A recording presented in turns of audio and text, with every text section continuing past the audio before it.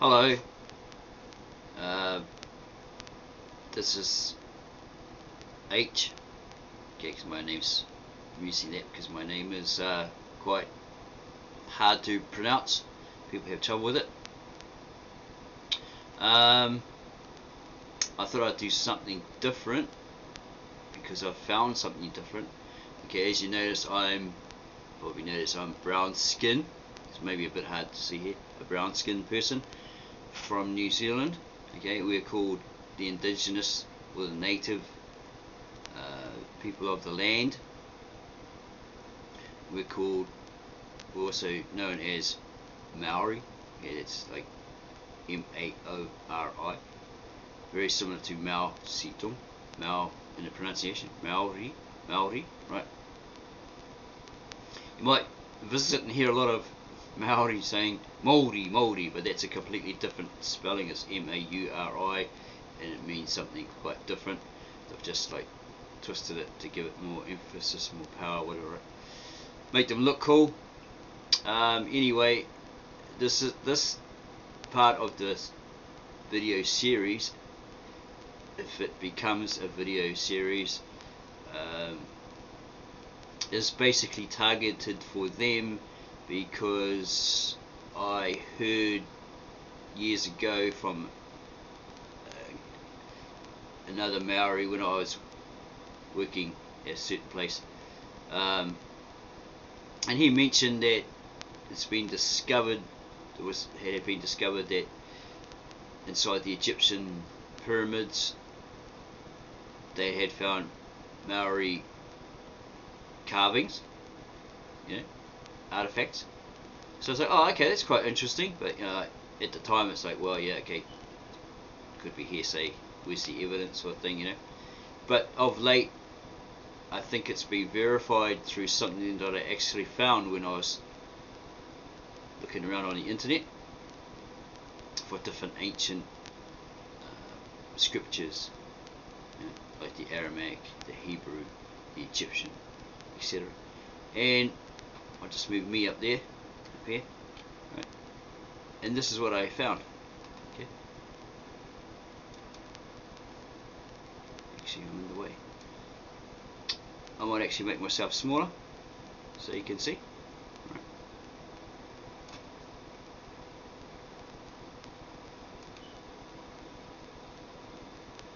Okay. Don't forget, I'm up here in the corner. Okay. I was poking around on a website called archive.org or Internet Archive, because apparently there's a lot of books and videos and material there that you can use, and you can put it up on YouTube and not worry about a copyright claim, whether it be by the authentic copyright owners or someone that's just downloaded it from somewhere, put it up on their channel, and then they claim copyright ownership, that you get it with a copyright strike or claim. Okay, this was suggested by this guy on YouTube as well to do this. That's why I'm here. Okay, so I found this book by a guy called Gerald Massey. Supposedly he translated many ancient Egyptian texts, right? Possibly the Book of the Dead. You have to go look at his history. All I remember of him is he had some poetry, a lot of poetry, and supposedly he was a evolutionist. But yeah, he translated many of these books as well. So here's one of them. Okay, it's 2 volumes, but I'm looking mainly at a Book of the Beginnings, Volume 2, because this is the one that applies to what I'm going to show these indigenous people, my people, the Maori, right? Okay, I think they'll be quite interested if they see this, and they'll probably be pretty much excited, Well, I hope they will be, because it's part of our history. So yeah, Book of the Beginnings, Volume 2 by Gerald Massey. See any details down here? Okay, a Book of the Beginnings containing an attempt to recover and reconstitute the lost origins of the myths and mysteries, type and symbols, religion and language, with Egypt for the mouthpiece and Africa as the birthplace. As I found from sacredtext.com, okay, have a look at that one. Got a bookmark. In regards to African religion, it's saying here, it says here at that site under African, ultimately we, all humans, are all Africans. Studies of mitochondrial DNA have proven that all human beings are descended from a small population, less than 100 individuals, that emerged from Africa about 60,000 years ago. Okay? And to back that up, because if you're going to make a claim, or there's a claim made, you have to back it up. So I have this giant King James Bible. Well, it's got the it's got a concordance, an index, art from the master painters, and books on the Bible. It explains each book. Okay, and so you got, like, I don't know if you can see it. It might make me bigger just for a second here. Make me way bigger. Here we go. You might be able to see it, you might not. Right, you got paintings like this, massive paintings, right from the masters. I guess that's Daniel in the lion's den. Okay. Here's another one here, the fiery furnace, I think that they were in. Shadrach, Meshach and Abednego. Yeah, it's a brilliant book. It actually belonged to some children, one of the children that came here, maybe got it from his grandma. And I thought, well, he's not really going to use it. It's going to get destroyed or whatever. You know how children are drawn all over, whatever. You see some more pictures here. Brilliant paintings, right? Yeah, so I thought I'd study it and have a look at it, and they haven't been back since, but it's still theirs, right? Okay, yeah, it's got the Biblical Dictionary, Index and Concordance. Okay, it gives you a history of all the Bible, all the books in the Old Testament and New Testament, right? And in places that it admits that it may have been influenced or plagiarized from ancient Egypt, a lot of the stories, right? Okay, it's got pictures of the Holy Land, all that sort of stuff. So, trying to get to the point here. Okay, it actually says in here, I've got to try and think of what it actually said again, right? Was it in Genesis? Yeah, I think it was in Genesis. That Abraham was from Ur of Chaldea, right, which is in Mesopotamia. He wasn't a Hebrew, he was a Chaldean. His father and his wife were moved to, I think it said Haran, right, which happens to be one of Terah's sons, okay, who died maybe when they got into that land, or slightly before they got into that land, right? So yeah, Abraham was a Chaldean, a Mesopotamian, and he went from one region, one area in Chaldea to another one, right? Okay, and it actually says therefore all beings, human beings, are descendants of one family, right? One common stock. Okay, that's what this King James Version says in Genesis. If I can find it real fast, I'll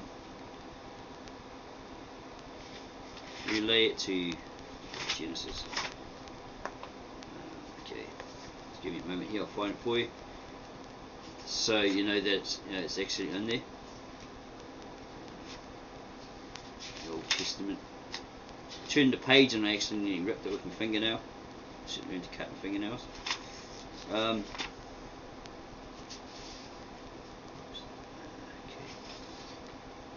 Abraham. Okay, work back here.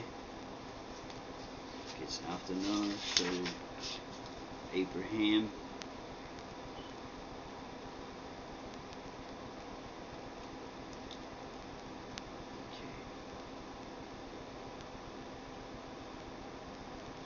Okay, Genesis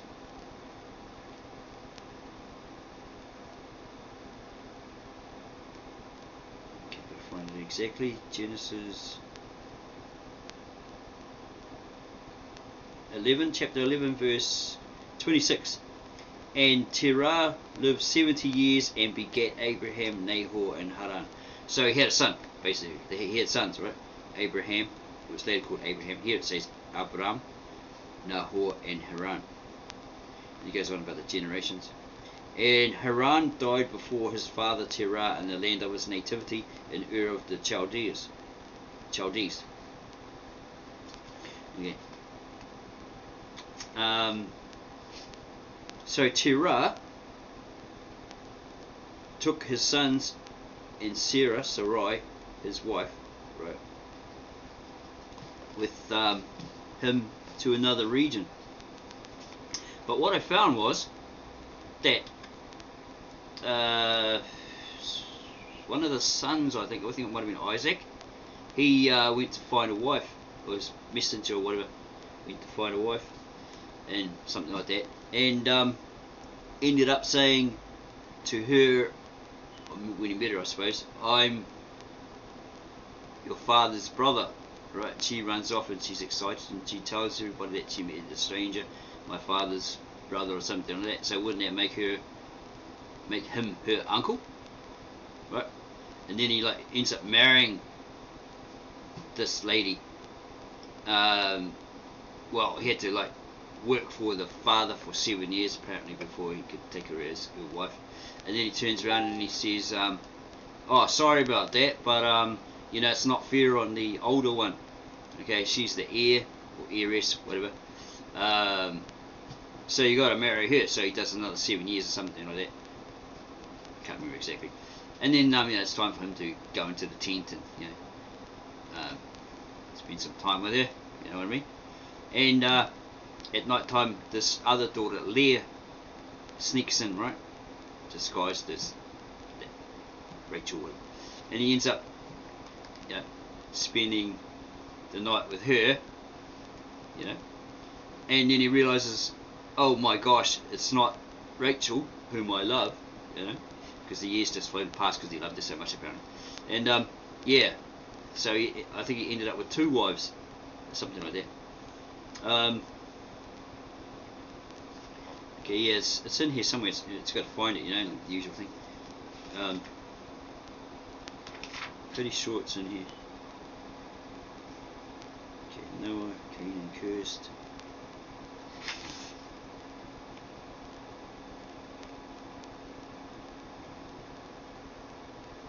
Here we go. Here it is. Chapter 11, verse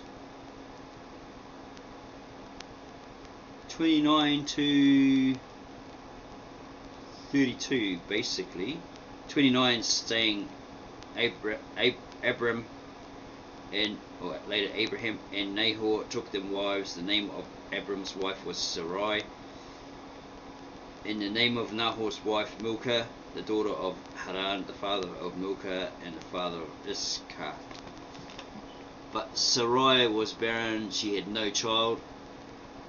And Terah took Abram his son, and Lot the son of Haran his son's daughters, and Sarai his daughter-in-law, his son Abraham's wife, and they went forth with them from Ur of the Chaldees to go into the land of Canaan.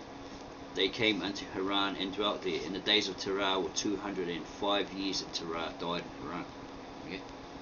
So they were Mesopotamians from Ur of Chaldea, and they basically moved to another region of Ur and Chaldea, Mesopotamia, right? It's not a Hebrew yet. Okay? No Hebrews around it at that point in that era, in that time span, right?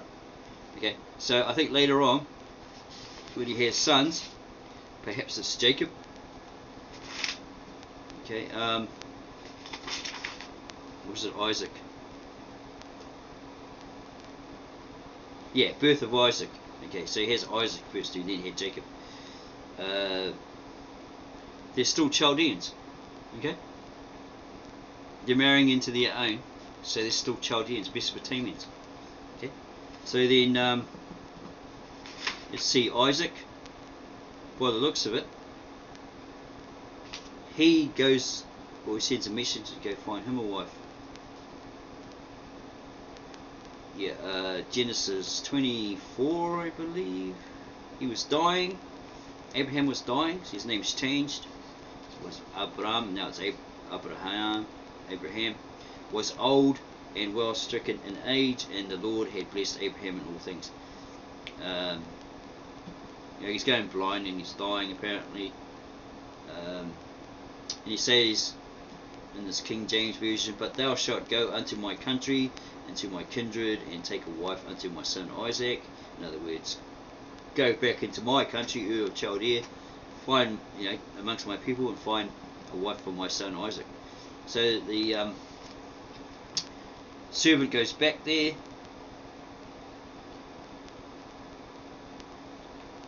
Okay. So no, basically here it's saying woman won't, he's a stranger. The woman's not going to follow him. If you don't know him, follow him all the way back to his land. It's just a natural. She's wary. Okay, so the servant says, "Well, I'll have to bring him to her." Okay. So he's here, and the servant said unto him, "Peradventure, the woman will not be willing to follow me unto this land. Must I needs bring thy son again unto the land from whence thou camest?" So this sounds very Shakespearean. I'd probably be better off reading an NIV in proper English, normal English, everyday English. "And Abraham said unto him, Beware thou that thou bring not my son thither again." Okay. Okay.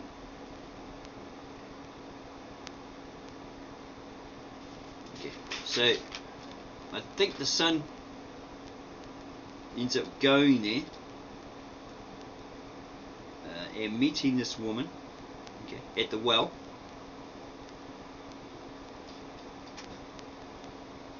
Okay, this is a servant.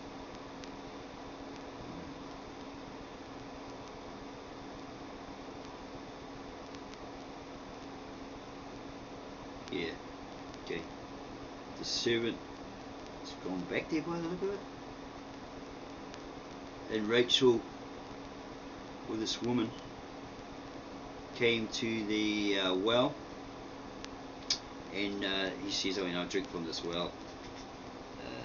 I think he put the ring on her finger, so she became the property of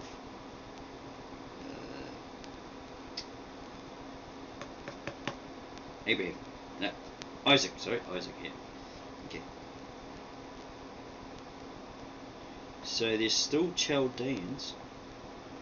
I think she must be still. She's a Chaldean or Mesopotamian, because I'm pretty sure he says, "I am the brother of your father," and she runs off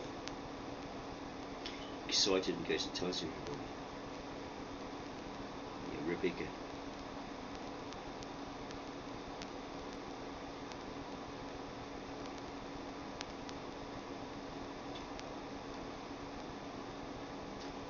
And I asked her and said, "Whose daughter art thou?" And she said, "The daughter of Bethuel, Nahor's son, whom Milcah bare unto him." And I put the earring upon her face and the bracelets upon her hand. It was a traditional thing they did, claiming a wife.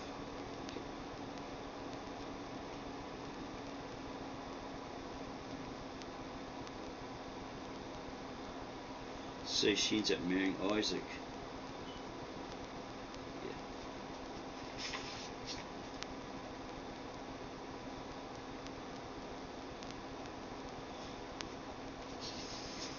I'm just trying to find that verse where he actually says, "I am your father's brother," because that to me indicates in the English that he's her uncle.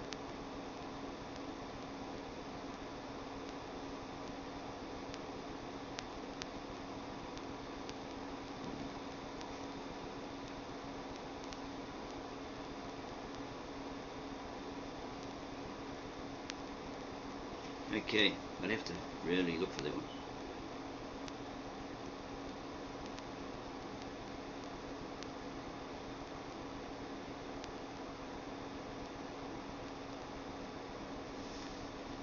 may have it wrong.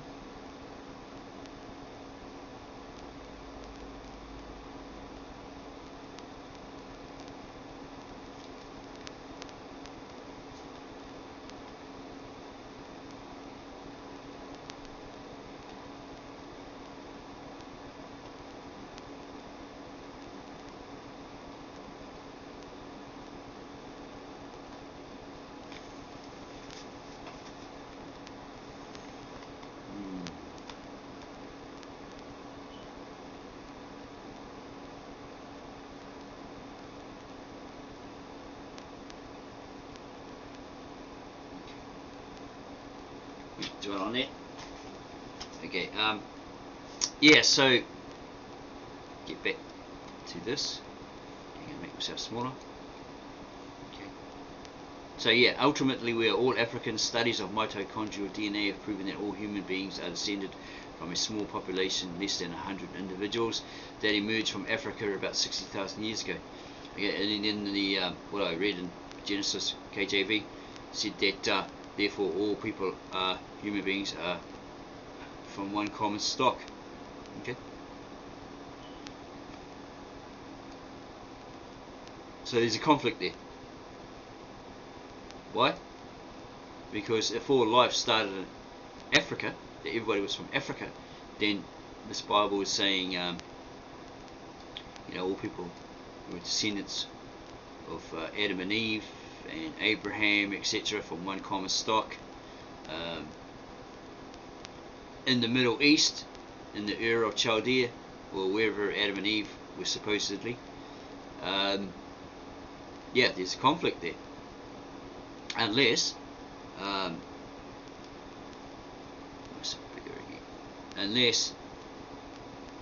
know, at that time when God had made the earth, there was no division, right? All the land was just one big mass. There was no separation, you know. What do you call that? Plate shifting, right? Tectonic plate shifting, which caused a split, and you got the seas that run through the middle of it and all that sort of stuff. It could have been like that, right?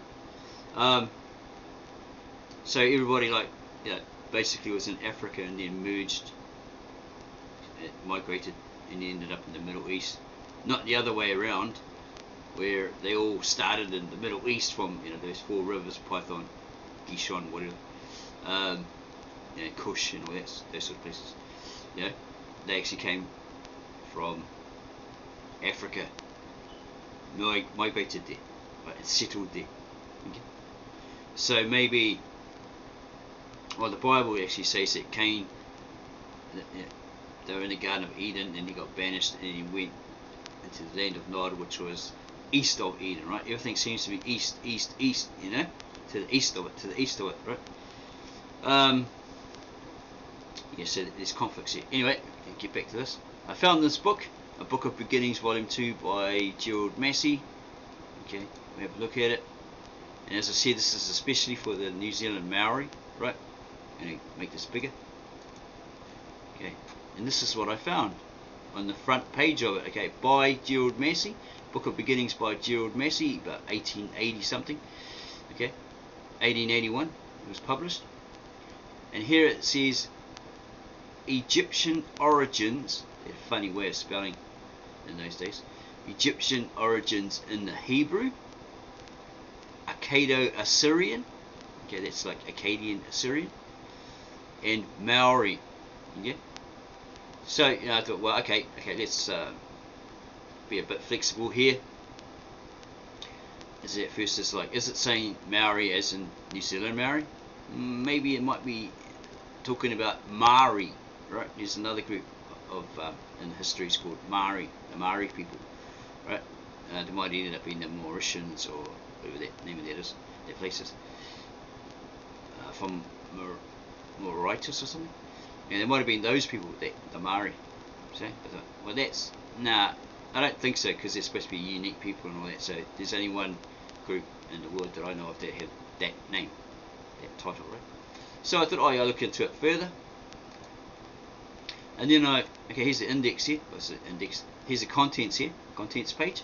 And I was browsing through that, see where I can read more on it. And I came down here the 22nd chapter, African origins of the Maori, 535. So we'll go there. 535.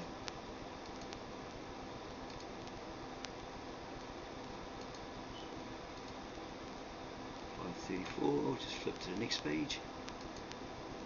Go up. Okay, we'll make it bigger so you can see. Book of the Beginnings. Maori. Right. Egyptian. Is the Maori language. Egyptian. Okay. Most of our words we use today. I'm not well versed in Te Reo or this language, but the Maori language. Well, not this new modern one. But I don't speak the original, right? Okay. Tuhoi. Or whatever. Okay, I don't speak that fluently. Okay, and here's the Egyptian, as I was saying. See, here, Ra, sun god, monarch, day of the west as place of sunset. So that's in the Maori language. And here in the Egyptian, Ra, sun god, king, day, Ruha, evening, right? So, okay, there's a similarity, right? Similar, but anyone out there can say, oh, well, it's not the same, as they do. Okay, we've got Rahui with an A mark to warn people against trespassing in case of tapu, that's sacred ground, sacred burial ground, and for protection. Okay, then we've got Rehui, if that's how you say it in ancient Kemet, or the Metu Nera. Rehui, twin lion gods which kept the boundary as the, is that turn versus back? I'm not really sure that one. Twin lions, yeah, I'm not sure just what that one's actually saying. Raka, to entangle, be entangled. Arc, to weave a noose envelope. Okay, Rako, and albino, full, fog, whiten. See, very similar. Huh? Rao guy. Oh, I can't really see this thing. Is it Rangai? Let's have a look. Can't really see it so small. Make it bigger. Yeah, Rangai. Herd, flock. Renu, cattle, kaui, herd. Yeah, very much the same. Yeah, a lot of the words, not every word's going to be exactly the same, but it gives you a fair idea.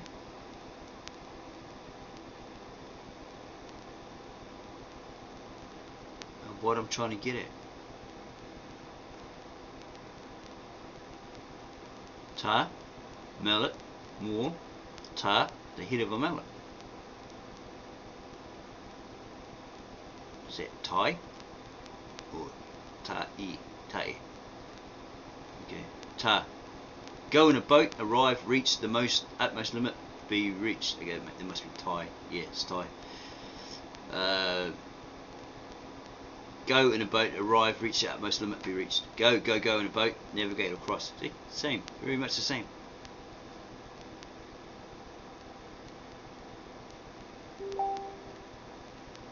Okay. So yeah, that proves that the Maori were in Egypt. They possibly could have been Egyptians, you know, they come out of there and sailed onward, you know, went to the Hawaii Key, dropped off, you know, were there for a while. What's that other island? We all got all those big, massive ass statues, and then they made too many statues, and it just killed the environment. You know, there's no trees, nothing. You know, more or less starved to death. Okay, what's this? Okay. That's it, Polynesia. Okay. And it's got a quote here. No, some words, sorry, and some information. Some more information here. Okay. In the Maori language. Yeah, because apparently Maori say we were in, originally from Hawaii, went to Hawaii or Hawaii, and then sailed to Pacific, dropped off some brothers, different islands, Pacific Islands, like Samoa, Tonga, and whatever, Fiji, Rarotonga, whatever. Yeah, and then finally found Aotearoa or New Zealand. Land on the long white cloud, and settled there. But apparently they found other people on there. Supposedly the Celtics were there, and that's where a lot of their carvings and that came from, and the designs. Did you see? Yeah, ancient Celtic tattoos and stuff, according to one guy that's done the research around New Zealand, all the different rocks and stuff like that. Yeah. Okay, so yeah, it's got all this information here.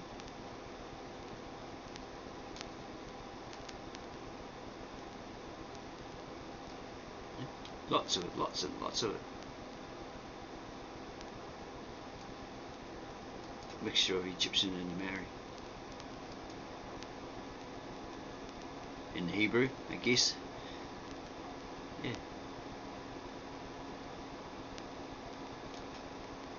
You can have a look at it in your own time if you like.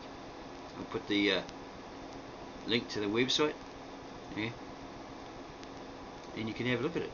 A very sacred relic of antiquity was shown to Sir George Grey. He was the governor, wasn't he? In the middle of Rotorua Lake during his visit in 1866.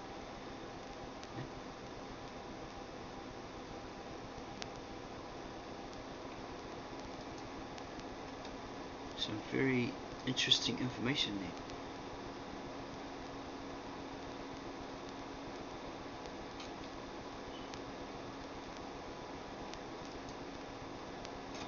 And that's why I wondered, someone that I was once associated with, when they shaved, they had that undercut, it's shaved but it's really long. Yeah, they actually looked a hell of a lot like an Egyptian.